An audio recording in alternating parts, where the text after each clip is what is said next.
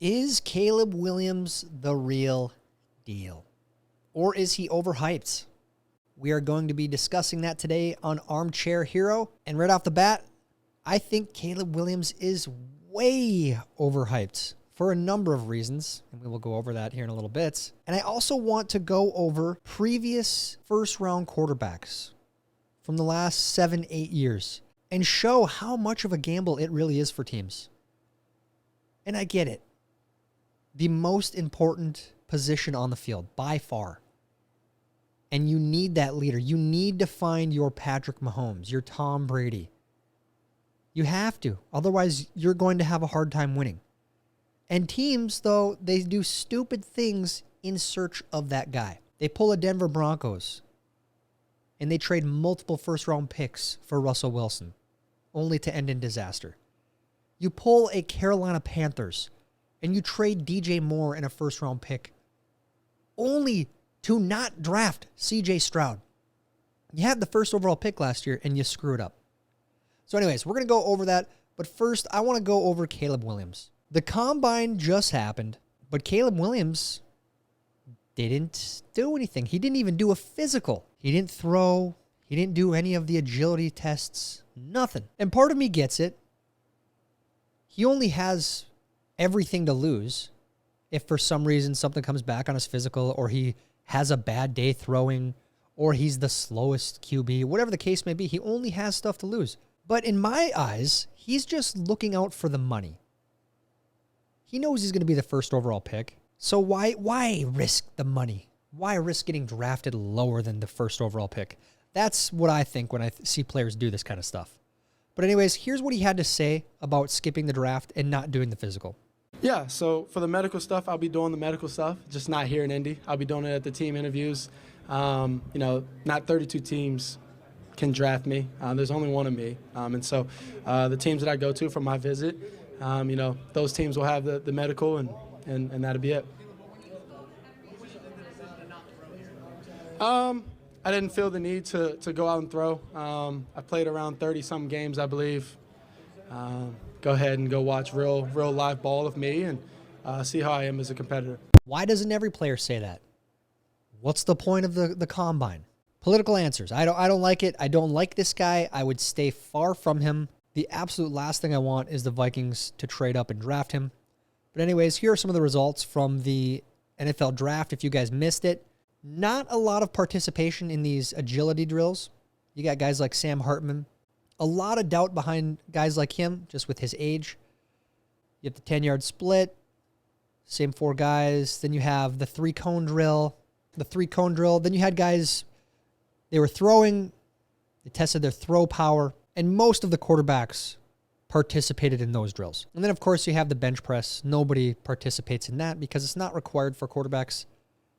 But side note, here's a fun fact from TPS. Never forget the time Jay Cutler volunteered to do the bench press at the NFL Combine, even though QBs don't do that event.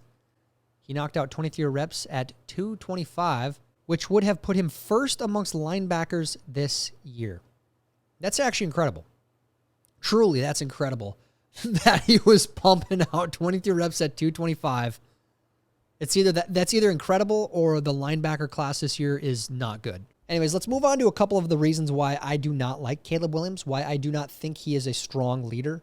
First off, starting with something pretty small, but I think this says a lot. The fingernail thing. This is weird. This is very weird. This is not a masculine thing. Football is a masculine sport. You're a gladiator, and you're going in there to lead other gladiators as the team's quarterback. You need to be a gladiator. Gladiators don't paint their fingernails.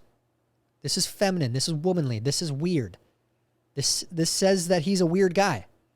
Now, he addressed this in an article in October. USC's Caleb Williams explains why he paints his fingernails for every game. It started, I would say, 3 years ago, Williams said. It was my last year of high school. My mom does nails. Let's just start it off there. She's done it my whole life. It's just kind of always been around me. Nobody else does it. I just kind of like to do new things. Going on to say that he did this as a way to represent his mom. I get it. I understand your reasoning. I don't think that's a good reason. A lot of football players' moms do hair, do nails, and they don't paint their own nails. That's weird. You can do it other ways. Then you got him in this GQ Sports. This might not have been his deal, but they put him in a dress, and he was okay with it. One more time. You're supposed to be a gladiator leading other gladiators. Gladiators in 2024 don't wear dresses. And then, of course, you have the incident after they lost to Washington where he's crying. Maybe this shows passion. I understand you're upset you lost, but come on, man. You go cry to mommy in front of the whole world? That's not very strong-minded. That's not strong character, in my opinion. I'm not saying you're not allowed to be emotional as the leader, but this is big telltale sign again of him. He's soft. This guy's soft, period. He is. I don't want to take away from his ability. He is able to make plays. For example, here's this play 2 years ago against Notre Dame. This just shows off his ability to scramble like nobody else. I mean, this is Patrick Mahomes-esque, if you want to say. But he is not Patrick Mahomes. I also saw Josh Dobbs scramble like this last year for the Vikings. And Josh Dobbs, although he can scramble, it doesn't mean anything. That guy's not good. And my final reason for Caleb Williams being overrated is he can't do it under pressure. Oh, yeah, he won the Heisman in 2022, of course. But look at this Notre Dame game. A lot of people use this to talk about his lack of performance under pressure, and it should be talked about. He didn't win against ranked teams last year. You have this game as an example. I just don't think he's going to be the guy everyone thinks he's going to be. He can scramble. He can make a throw here and there. But he's soft. And before we go, I want to talk about our last couple years of quarterbacks in the first round. Drafting a quarterback in the first round is such a gamble. You're passing up other position players that could help your team in the hopes that this is the guy. And more often than not, your first round quarterback is not the guy. Little too early to tell with Bryce Young, but not the best year. CJ Stroud should have been the number one overall pick. Everyone knows that. Anthony Richardson, he got hurt, but so a lot left on him. Will Levis, no. Moving on to 2022. Kenny Pickett, bust central. Desmond Ridder, not a first rounder, but bust central. 2021, Trevor Lawrence. I'd say he's solid so far. A lot to prove. He's definitely not the next Peyton Manning like they said he was going to be. Still a little early. Zach Wilson, second overall. Ugh. Trey Lance, third overall. Ugh. Justin Fields, still possible that he does it. I like Justin Fields still. And Mac Jones. Yeah, no.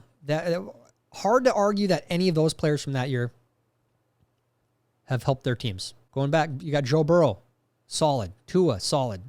Justin Herbert, solid. Jordan Love, solid. Jalen Hurts, solid. So a fluke year that year, honestly. I mean, maybe this is a year like that, but I don't think so. Kyler Murray, Daniel Jones, Haskins. Kyler Murray, I'd still say, is the only one out of that worth having. Baker, Sam Darnold, Josh Allen. Josh Allen, obviously, solid, but hasn't done it yet, hasn't put it together. Sam Darnold, free agent now. And Baker had the one good year last year. I still am not sold on him. Then Mitch Trubisky, bust central. Patrick Mahomes, we all know the story there. And Deshaun Watson, that is an absolute train wreck as well, for a number of reasons. Then going back to 2016 and 15, Jared Goff, solid. Carson Wentz, Gonzo, Paxton Lynch, see you bye. And to 2015, Jameis Winston, back up now. Marcus Mariota, yikes. So my point, again, you have it's such a gamble in a first-round quarterback. And as a fan, I would much rather have my team go after the solid free agent that has proven themselves on a team. And obviously this year you only really have Kirk Cousins as an option. So I think a lot of teams, a couple teams might get lucky with these guys in the first round this year, but I'm not too hopeful. And I'm still not sold on Caleb Williams. And here's the other crazy thing is there is a lot of hype around him. You got people on on TV saying stuff. If Patrick Mahomes is the new prototype, then Caleb Williams is the best college quarterback we've ever seen. Best ever? Really? I know Manziel didn't do well in the NFL, but that guy was pretty good in college. Tim Tebow, I'd say, was one of the best college quarterbacks of all time. He didn't amount to much at all. And to close it out, I want to leave with old Merrill here, talking about Caleb Williams. And he's been off. He actually was off with Patrick Mahomes, I will say that. So you got to take it with a grain of salt, but I think he is spot on with this take. Oh, I've only watched Caleb Williams 3 games last year, 3 this year, so I'm only halfway done, okay?